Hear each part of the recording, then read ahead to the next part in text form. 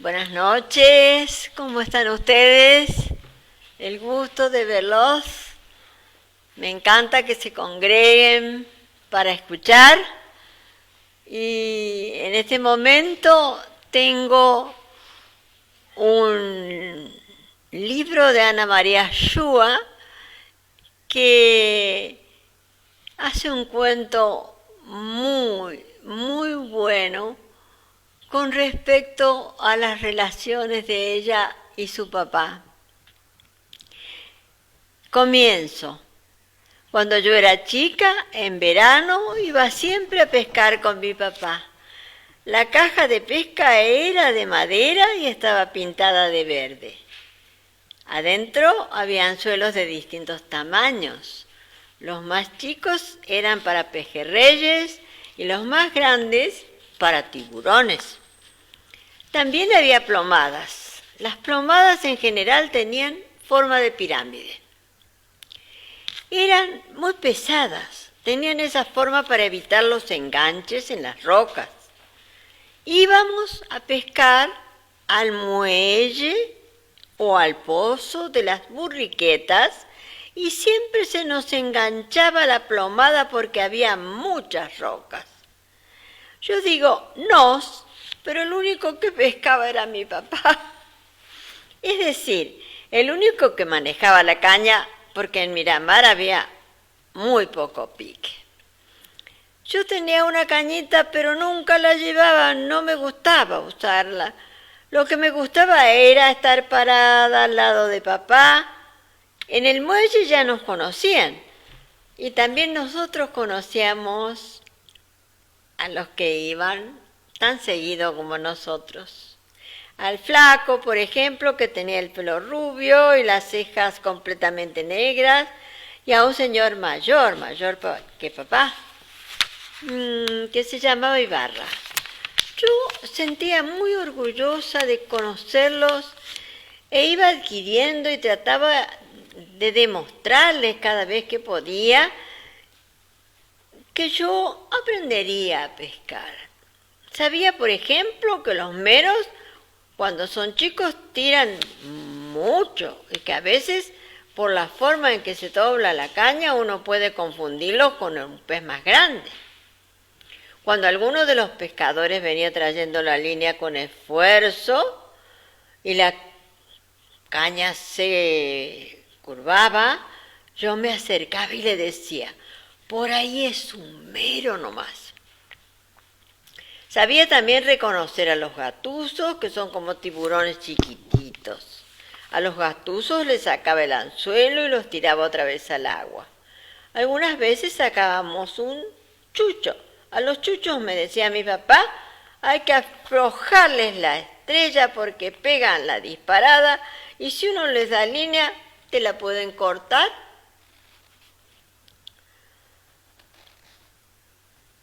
Después se pegan al piso haciendo ventosa.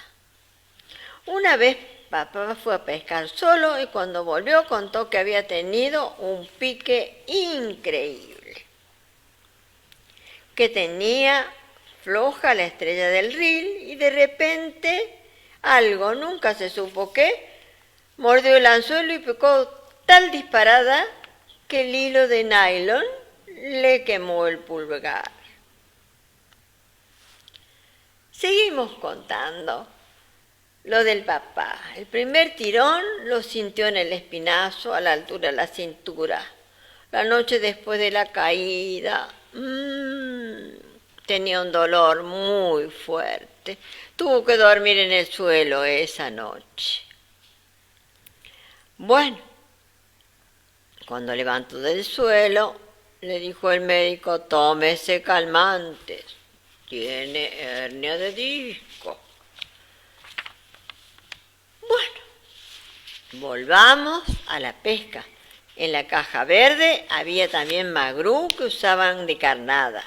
A veces papá me dejaba cortar el magrú, pero siempre lo encarnaba él porque tenía miedo que me lastimara.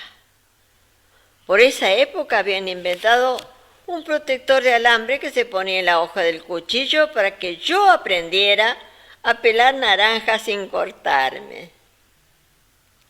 En ocasiones muy especiales, papá compraba calamaretes, los ponía en el congelador, carnada de lujo.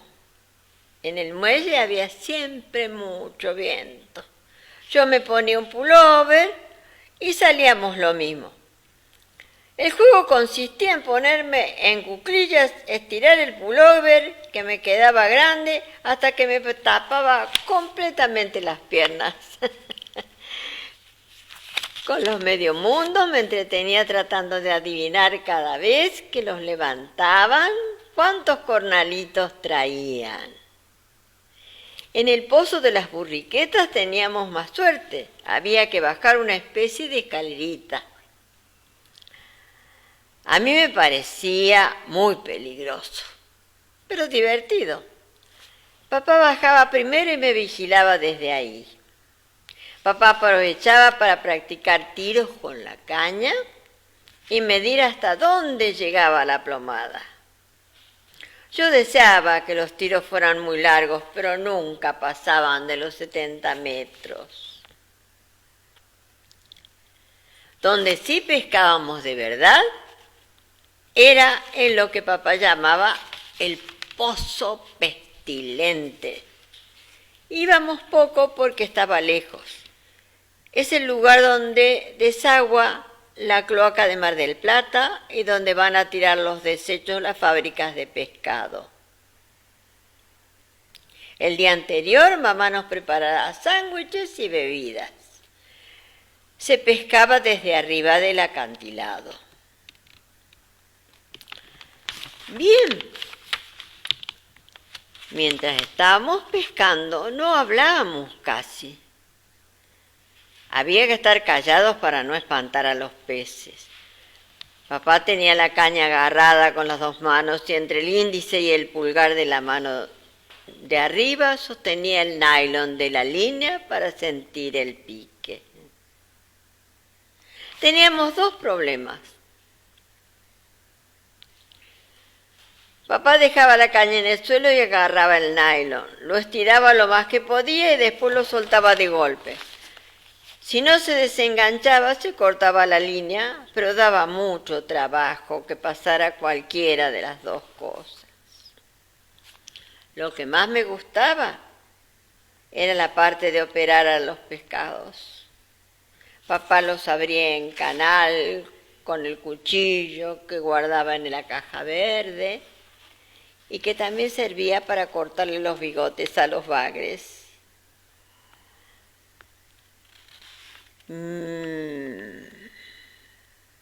Además, a veces encontrábamos caracoles o cangrejitos.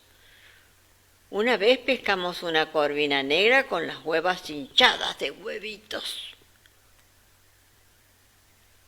La foto la tengo, pero, sin embargo, papá se murió. ¿No es increíble? Tuvo que volver mamá de Mar del Plata para que la operación se decidiera. Primero lo vio un traumatólogo, después un neurólogo. Si no se opera, pierde el pie, le dijeron.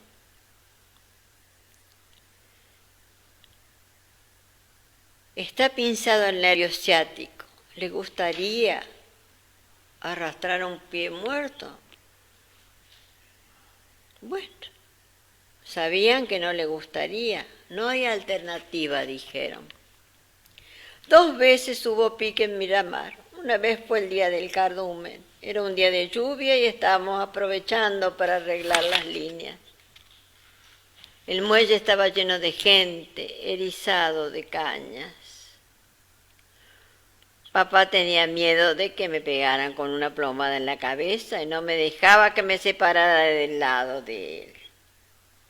La otra vez hubo pique, tampoco pudimos sacar nada. Fue el concurso de pesca del tiburón en el Pozo Universal. Tengo un pullover azul que me queda grande, pero que no alcanza a disimular el frío que hacía en ese momento. Se ven muchos tiburones, casi todas hembras, preñadas. Es una escena que para un chico le da en la panza y le duele. Bueno, finalmente operaron a papá. El día anterior en el sanatorio nos pidió que lo filmáramos. Habían pasado 3 días desde la operación.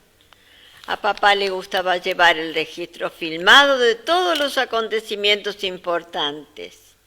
El coche volcado, el asalto a la fábrica, mi varicela. Pero yo no tenía ganas de filmarlo. Estaba sentado boca arriba, sin poder moverse.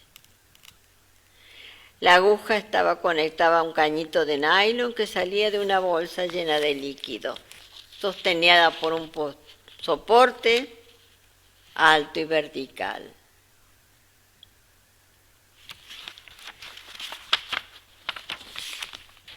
A los pescados el anzuelo no siempre se les clavaba en la boca.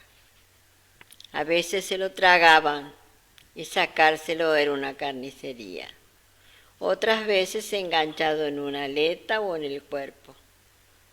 En ese caso papá decía que el pescado era robado. Cuando íbamos al pozo pestilente llevábamos siempre el robador, que es un gancho grande con un anzuelo gigante de 4 puntas. El robador sirve para levantar los pescados más pesados sin que se corte la línea. Cuando parecía que había picado algo grande, papá me pedía, mientras recogía la línea, que fuera preparando el robador. Nunca se me ocurrió preguntarle a papá por qué se morían los pescados fuera del agua.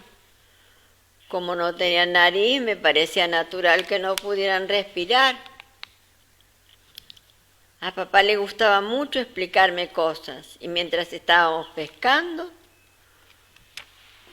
yo trataba de inventar preguntas difíciles para que él me las pudiera responder. Y sin embargo, mi papá se murió.